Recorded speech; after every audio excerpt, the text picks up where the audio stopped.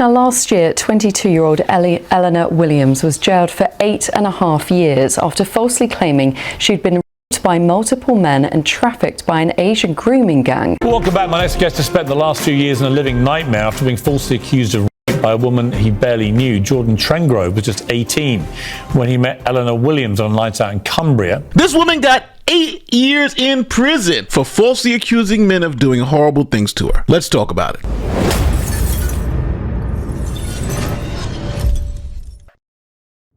This is Eleanor Williams. She grew up in the UK, and according to court records, she had a, quote, difficult childhood, and she had some self-harm issues at a young age. Now, Eleanor didn't get along with her mom and stepdad, so she was able to move out at the age of 16 to her own apartment. Now, in 2017, Eleanor went to the police and claimed that a man she met at a party assaulted her. She pointed the man out to police, and he was arrested, questioned, but later on he was released because Eleanor withdrew her support for the prosecution. Right, so the lists are on now and we're recording. So exclusive police footage shows Williams' deception began 3 years earlier when she said she'd been raped at a party. She withdrew her involvement, but a year and a half later, she makes a fresh allegation. That new allegation was against a man named Jordan Trengrove. Now, he spent something like 70 days in jail based on this false allegation. 22-year-old Jordan Trengrove had the word spray painted on his house. He spent 73 days in prison whilst awaiting trial, sharing a cell with a convicted sex offender charged on the basis of Williams's false claims. I didn't want to be alive. I said to my own mum, I'm going to come out of prison in a box because I can't do this. I've done nothing wrong and I'm being treated like I have. So what's the point in being here, you know what I mean? I was so scared that I was going to get so many years over my head that for something that I didn't do, and now I've just got to make a positive out of this and try and get some help out there for people who, like myself, have been to prison for something that they haven't done. Now you think 2 allegations may be enough, but no, she goes on. She then makes another allegation against a local businessman, Mohammed Ramazan, and she says that he does horrible things to her. Check it out. One man, Mohammed Ramazan, a local businessman in Barrow, of grooming her from the age of 12, of selling her, auctioning her off in a plot, the prosecution said, straight from that Liam Neeson movie Taken, that was all about, you know, trafficking and auctioning off young women, of making her work in a brothel. That's right. She watched the movie Taken, stole the plot, and said this guy had done that to her. And we're not even halfway through all the allegations. She made more. When police are called to her home. You alright? Injured and seemingly intoxicated, she makes more claims of being trafficked. An investigation takes place, and this is the innocent young man she accuses. CCTV from that night shows the pair met by chance in Preston when he asks her for a lighter. It's Williams who pursues a conversation. She's then seen on camera in Barrow and Furness walking home with no visible injuries. But when police arrive at her flat 20 minutes later, this is what they find. I'll help you. I'll help you. Shall we get you an ambulance? In court, a judge ruled these injuries were self-inflicted and that she was play acting. Weed. Okay. Use space.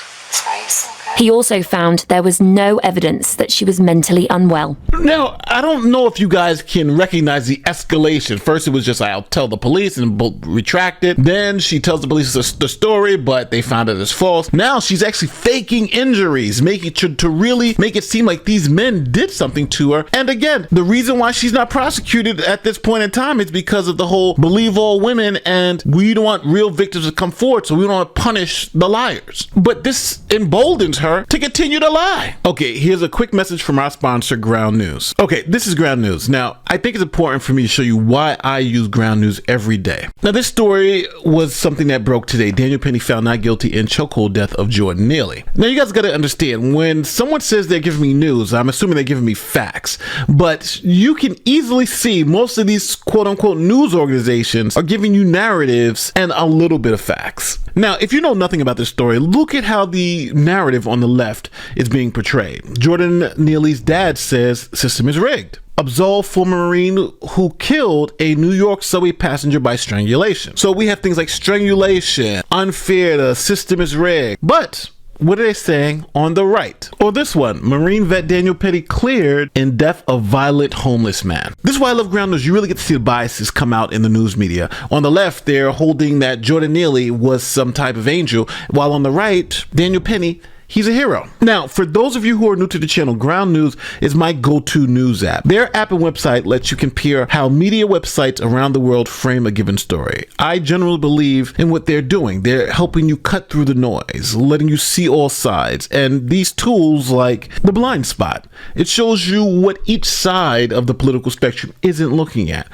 For instance, from the left, they're not looking at things like this BLM leader who advocates for violence against whites in the wake of Daniel Penny's exoneration. Now, I have a great deal for you. Scan the QR code on the screen, or you can click the link in the description, which is ground.news/Nate. That's ground.news/Nate. Now, with that link, you'll get 50% off the Vantage plan, which will keep you informed. It comes out to about $5 a month, but I think it's well worth it because you get to see a complete overview of the way the news is trying to spin a story either from the right or the left-leaning sources. So go to ground.news/Nate to get that 50% off the Vantage plan and unlimited access to Ground News. Now, with renewed confidence, she came up with some more allegations. But this time, the allegations went mega viral. And it began with this Facebook post. I think this is the hardest post I'm ever going to write. I didn't want to share this because I'm scared of the judgment that will come with it. People need to be looking out for young girls and protecting them. Alongside the graphic photos, Ellie Williams claimed she was being tortured and exploited at the hands of an Asian grooming gang. Pictures of Ellie Williams, her young face and body covered in scars and bruises, were like a grenade thrown into the middle of this town. Barrow was torn in two, divided between the people who believed Ellie had been a victim of an Asian grooming gang and those who felt it was an elaborate racist lie.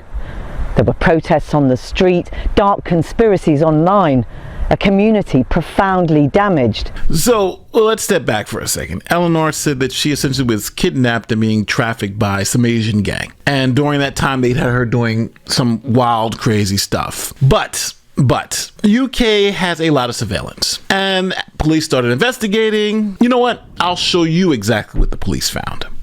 Are resolved in the most dramatic way. At court, a raft of damning evidence showing Ellie Williams has made up the whole story. Here she is on CCTV footage, calmly booking herself into a hotel in Blackpool, supposedly at the time she'd been trafficked there. Here she is buying snacks in a local shop. And here, perhaps the most extraordinary piece of evidence. Ellie buys a hammer which the jury are told she uses to inflict horrific injuries on herself. Clearly see on this is an evolution. You've got an awful allegation in 2017, a much worse allegation in 2019, and then weeks later, boom, it properly snowballs into a massive, multi-handed, organised crime group. Cumbria police say this is a totally unique case. Now, Eleanor was arrested and prosecuted for her lies. Now, since her lies ranged over years and affected multiple men, the judge took very little pity on her. Now, I think it's important to note that most time, women who make these lies don't get investigated, get no jail time, and get absolutely nothing. But Eleanor got a shock. Ellie Williams was convicted of 9 charges of perverting the course of justice and today sentenced to 8.5 years in jail. There is no explanation for why the defendant would commit these offences. She has gone to extraordinary lengths to create false accusations, including causing herself significant injury. A brief statement from Ellie herself was read out in court. "I'm not saying I'm guilty," she said, "but I know that I have done wrong on some of this. So I'm sorry." Outside the court, the question, would that be enough for the men Ellie Williams accused of and exploitation? I feel no sense of triumph, only sadness. for the loss of the years, the impact on my family, here we are, and the true impact that this will have on true victims. That's the loss here.